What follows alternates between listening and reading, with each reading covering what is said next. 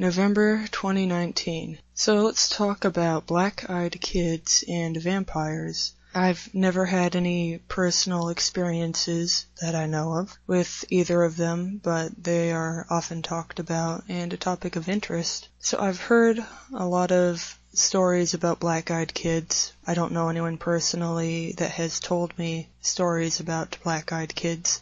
We could call them Beck for short. Vampires are kind of a real thing. I think all that mythos about them is symbolic, like their allergy to sunlight. I think that represents being exposed in broad daylight will destroy them. Turning into bats, I think that that's a metaphor for discreet traveling at night without being seen. The drinking of blood, well, life is in the blood. Blood is very significant, very important in the Bible. You should know that the medical establishment, they have the caduceus, two snakes going up a staff. You might have noticed that that is the phallic symbol on Baphomet's crotch, and these people are Baphomet worshippers, and you shouldn't trust anyone that just lies to you nonstop, and you shouldn't trust anyone that tries to force needles on you or say that needles are good. No good comes of needles. Not only that, but they also say trans words all the time, like transportation, transform, transfusion, etc.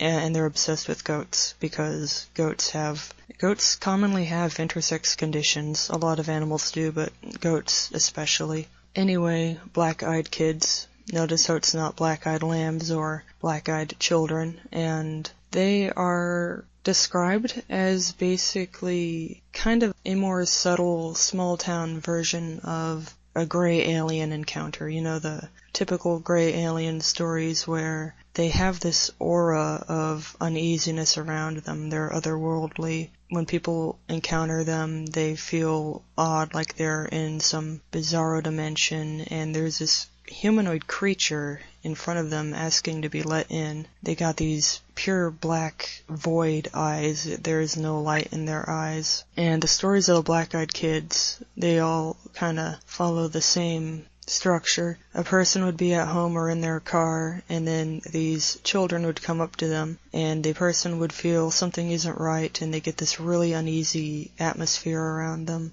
And the black-eyed kids come up and they talk like adults. They're very certain and deliberate with the things they say. And they go, "Hey, mister, can I get into your car? I just need a quick ride. Hey, mister, can you drive me over here?" Or if they want to enter your house, they go, "Hey, can I use your phone? Can I use your bathroom?" And the person usually gets a strong feeling that they should say no. Then the black-eyed kids get really angry and start demanding to be let in. And now I've heard that vampire stories can be similar in that area, where the vampire wants something from you and he won't take no for an answer. And they always have to be given permission to enter, and once you give them permission to enter, they won't leave. I don't know many stories where a black-eyed kid or a vampire would be granted permission. Usually the stories go, the person won't let them enter, and eventually the strange entity gets angry and leaves, but it can take an hour for them to just go away.